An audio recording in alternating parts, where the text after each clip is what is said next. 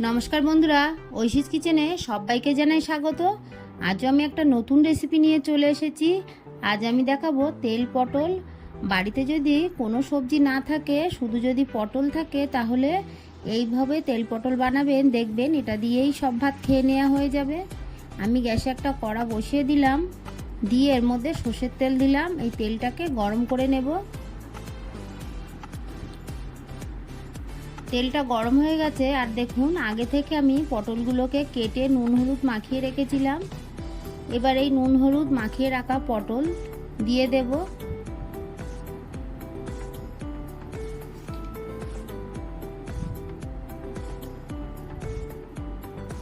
পটলগুলোকে ভালো করে ভেজে নেব।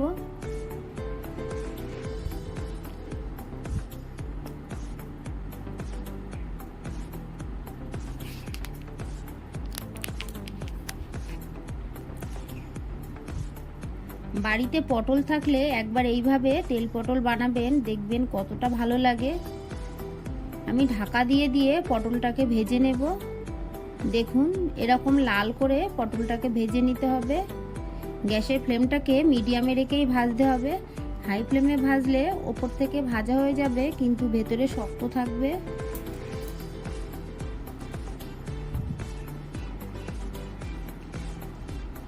পটলের সব সাইডগুলো দেখুন আমি ঘুরিয়ে ঘুরিয়ে ভেজে নিচ্ছি।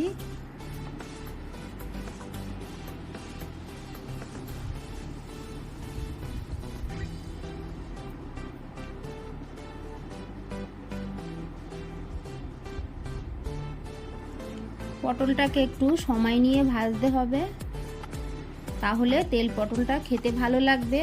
পটল ভাজা ভালো না হলে তেল পটলের স্বাদটা কিন্তু অতটা ভালো আসবে না। পটলগুলোকে আমি ভেজে নিয়েছি, এবার তুলে নেব।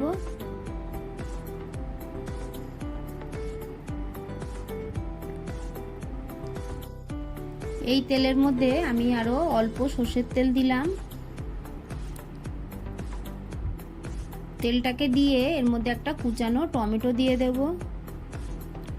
টমেটোটাকে ভেজে নিয়ে এবার এর মধ্যে আদা রসুন কাঁচা লঙ্কা আর দিয়েছি দুটো শুকনো লঙ্কা, মিক্সিতে আমি পেস্ট করে দিয়ে দিয়েছি। এটা আমার স্কিপ হয়ে গেছে, প্লিজ আপনারা কিছু মনে করবেন না। আদা রসুন কাঁচা লঙ্কার কাঁচা গন্ধ চলে গেলে এটার মধ্যে আমি বাকি মশলাটা দিয়ে দেব।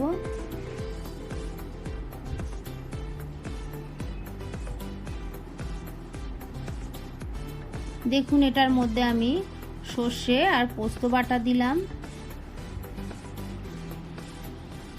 দিয়ে এবার ভালো করে আমি নেড়ে নিয়ে জল দিয়ে দিলাম।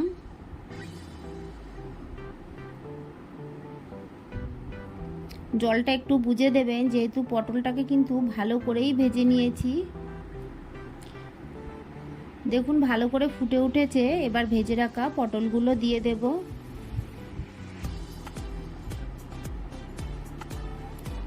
আপনাদের বাড়িতে পোস্ত থাকলে দেবেন, না হলে শুধু সর্ষে বেটেই দেবেন। তবে পোস্ত দিলে একটু বেশি খেতে ভালো লাগে। এইভাবে আমি বেশ কিছুক্ষণ ফুটিয়ে নেব।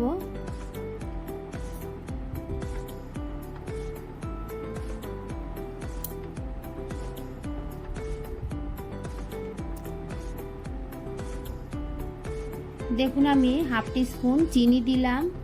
চিনিটা দিলে স্বাদটা ভালো লাগবে, তবে আপনারা যারা চিনি খান না, চিনিটা স্কিপ করে দেবেন।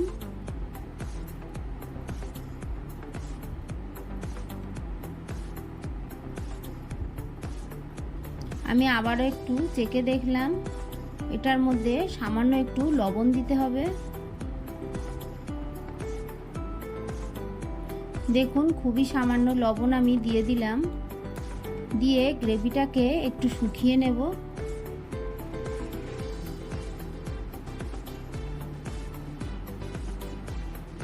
পটলগুলো সব সিদ্ধ হয়ে গেছে।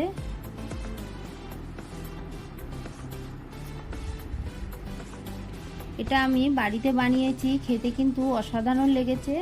আপনারা বাড়িতে বানাবেন, দেখবেন দারুণ লাগবে। আর আমাকে কমেন্ট করে জানাবেন আপনাদের কেমন লাগলো। গ্যাসের ফ্লেমটাকে মিডিয়ামে রেখে আমি এটাকে আরেকটু শুকিয়ে নেব।